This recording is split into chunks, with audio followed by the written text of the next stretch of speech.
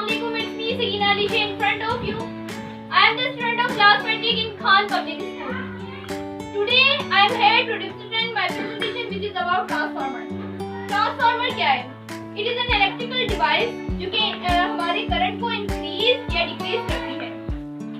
Transformer का जो basic principle है वो म्यूचुअल इंडक्शन है, यानी बेसिक प्रिंसिपल इससे म्यूचुअल इंडक्शन यानी म्यूचुअल इंडक्शन के प्रिंसिपल पे काम करते हैं। तो म्यूचुअल इंडक्शन है क्या? म्यूचुअल इंडक्शन क्या है कि जब हम दो कॉइल्स को आपस में रखें, एक कॉइल के अंदर हम करंट दे रहे हो और दूसरे के अंदर खुद ही करंट प्रोड्यूस हो रहा हो due to the magnetic field. जैसे कि हमने पढ़ा है कि जहाँ भी करंट फ्लो होगा वहाँ खुद ही मैग्नेटिक फील्ड प्रोड्यूस होगी।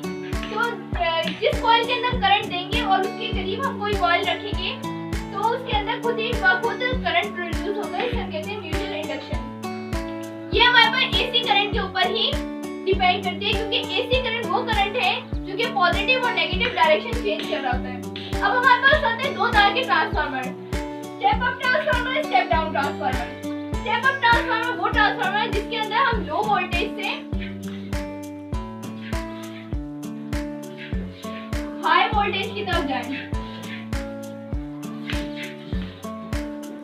Step up transformer low voltage से हाई वोल्टेज की तरफ जाते हैं। जैसे कि हमने दिखाया गया है, ये स्टेप अप ट्रांसफार्मर इस तरह का होता है। स्टेप अप ट्रांसफार्मर जैसे प्राइमरी कॉइल के अंदर हमारे पास टर्न्स ऑफ कॉइल कम है तो इधर जो है करंट कम प्रोड्यूस हुआ है। यहाँ आप देख सकते हैं कि टर्न्स ऑफ कॉइल ज्यादा है तो यहाँ पर करंट भी ज्यादा प्रोड्यूस हुआ है। जब हमारे पास टर्न्स ऑफ कॉइल ज्यादा होंगे तो वहाँ करंट भी प्रोड्यूस होगा ज्यादा, तो ये डायरेक्टली प्रोपोर्शनल है एक दूसरे के। स्टेप डाउन ट्रांसफार्मर जो है वो हाई वोल्टेज से लो वोल्ट की तरफ जाता है।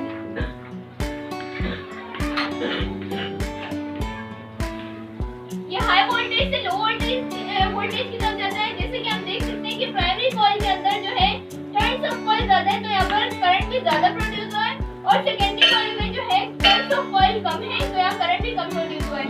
प्राइमरी कॉइल या सेकेंडरी कॉइल क्या है? प्राइमरी कॉइल वो करंट जो कि हम इनपुट में दें और सेकेंडरी कॉइल वो करंट जो कि हम आउटपुट में उससे हासिल करें। अब हम देख सकते हैं यहाँ पर हमने कुछ डायग्रामेटिकली शो किया है कि किस तरह हमारे पास ट्रांसफार्मर यूज होता है हमारी पावर प्लांट्स में और इलेक्ट्रिकल थिंग्स में हमारे पास करंट प्रोड्यूस करने के लिए। पावर प्लांट जो है जब हमारे पास करंट प्रोड्यूस करता है तो ट्रांसफार्मर में आता है क्योंकि उसे स्टेप अप करता है, यानी लो वोल्टेज से हाई वोल्टेज की तरफ उसको लेके जाता है।